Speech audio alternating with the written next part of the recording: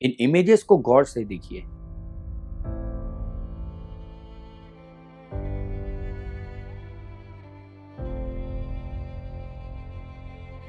ये दबा हुआ चलता हुआ मंजर किसी वॉर टोन देश का नहीं है, बल्कि हमारे अपने हरियाणा के राज्य का है। गाड़ियां, दुकानें, घर, रास्ते में जो भी कुछ दिख रहा है वो जलाया जा रहा है। इनफैक्ट गुड़गांव में तो पेट्रोल और डीजल के लूज सेल पर बैन भी लग चुका है। इसके साथ साथ 6 लोग अपने जान से भी हाथ धो बैठे। तो आखिर पिछले कुछ दिनों में ऐसा क्या हुआ जिससे बात यहाँ तक पहुँच गई? बड़ी खबर है, हरियाणा के नूह में 2 गुटों में झड़प। शोभा यात्रा के दौरान 2 गुटों में पथराव हुआ है। में कुल 45 लोग जख्मी हुए हैं। दंगाइयों ने 35 गाड़ियों को आग के हवाले कर दिया।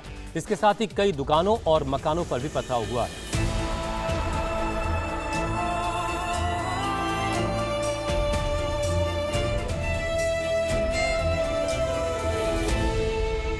नमस्कार दोस्तों, मैं हूँ राज कालरा और मेरे चैनल आरके की दुनिया में आपका स्वागत है। आज हम जानेंगे कि आखिर हरियाणा में चल क्या रहा है और ऐसी कौन सी वजह है जिसके कारण हरियाणा आज जल रहा है। लेकिन इसे समझने के लिए हमें इस पूरे किस्से की शुरुआत से शुरू करनी पड़ेगी। कहानी शुरू होती है 31 जुलाई 2023 की सुबह 10 बजे। हरियाणा के नूह शहर में हजारों यात्री एक रैली के लिए इकट्ठा हुए। दोस्तों, ये रैली विश्व हिंदू परिषद द्वारा अरेंज की गई थी और इसका नाम था ब्रिज मंडल जल अभिषेक यात्रा। इस यात्रा की शुरुआत नूह के नालहर में हुई और जिले के ऑलमोस्ट सभी मंदिरों से होकर गुजरने का प्लान था। मगर करीब 2 घंटे के बाद दोपहर 12 बजे के आसपास जब ये ग्रुप खेडला मोड़ के पास पहुंचे, तब ग्रुप के कुछ लोगों ने कुछ स्लोगन्स कहे।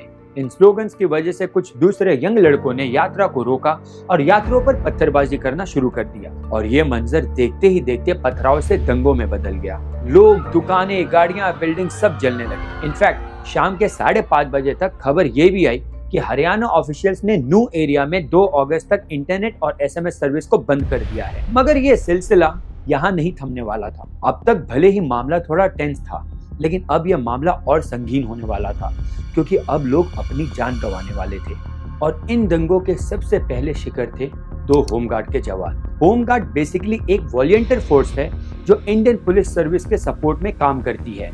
इस सर्विस में 18 से 50 साल का कोई भी इंडियन सिटीजन एडमिशन के लिए एलिजिबल है और इसी होमगार्ड की एक टीम को गुड़गांव से नूह भेजा गया था, क्योंकि नूह की हालत बद से बदतर होते जा रही। इसलिए गुरसेव सिंह और उनकी टीम को नूह भेजा गया ताकि वो भीड़ को कंट्रोल करके सिचुएशन को भी अपने कंट्रोल में ला सके। मगर बीच रास्ते में उनकी गाड़ी को कुछ दंगाइयों ने टारगेट किया और गुरसेव सिंह के साथ एक और होमगार्ड ने अपनी जान गंवा दी। इस हादसे के बाद हरियाणा सरकार ने दोनों फैमिलीज को 57 lakh rupees as compensation package issue करने की बात की है। लेकिन 2 लोगों की मौत के बाद भी ये मामला अभी तक ठंडा नहीं हुआ था। अगले दिन जब ये हिंसा कंटिन्यू हुई, तब तक ये गुड़गांव तक पहुंच चुकी थी। देर रात तक वहां के सेक्टर 57 में कुछ लोग इकट्ठा हुए और एक मस्जिद को भी आग लगा दी। आग लगाने के बाद उन्होंने मस्जिद के 22 साल के इमाम मौलाना साद को भी मौत के घाट उतार दिया।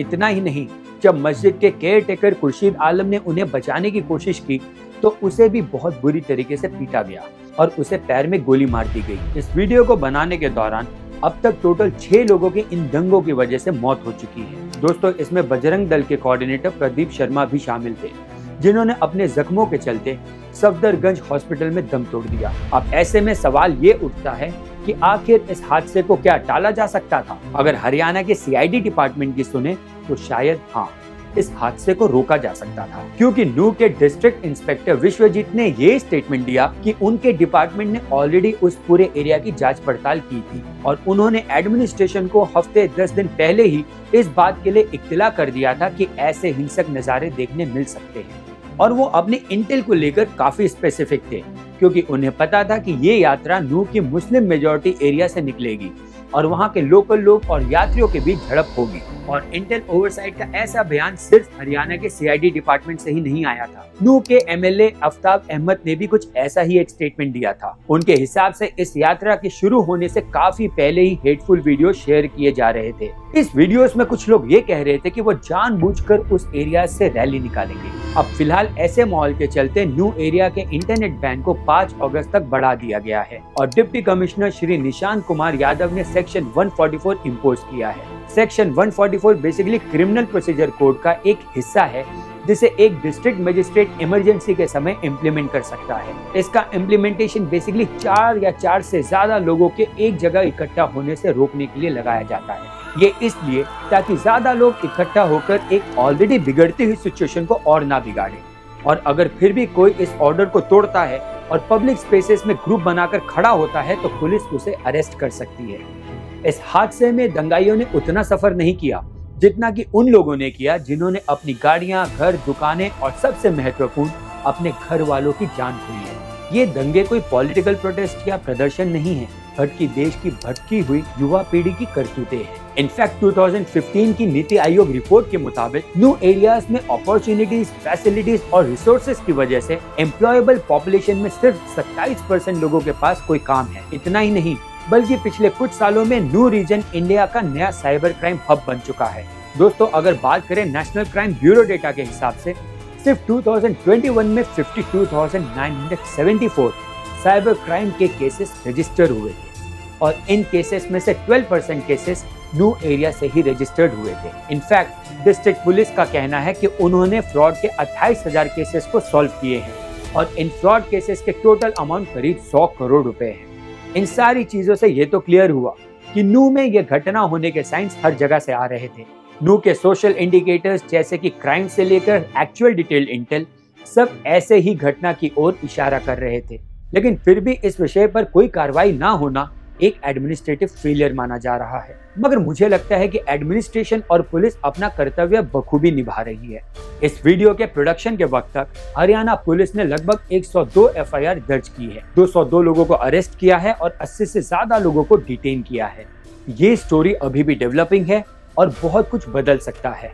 हम बस इतनी ही उम्मीद करते हैं कि और लोग अपनी जान ना गवाएं। तब तक स्टे सेफ, और फिर मिलेंगे ऐसे ही एक नए इंटरेस्टिंग वीडियो के साथ। वीडियो पसंद आई हो तो प्लीज मेरे इस वीडियो को लाइक करें और मेरे इस चैनल को सब्सक्राइब करना ना भूलें। बेल आइकॉन का बटन दबा दें। जय हिंद, धन्यवाद।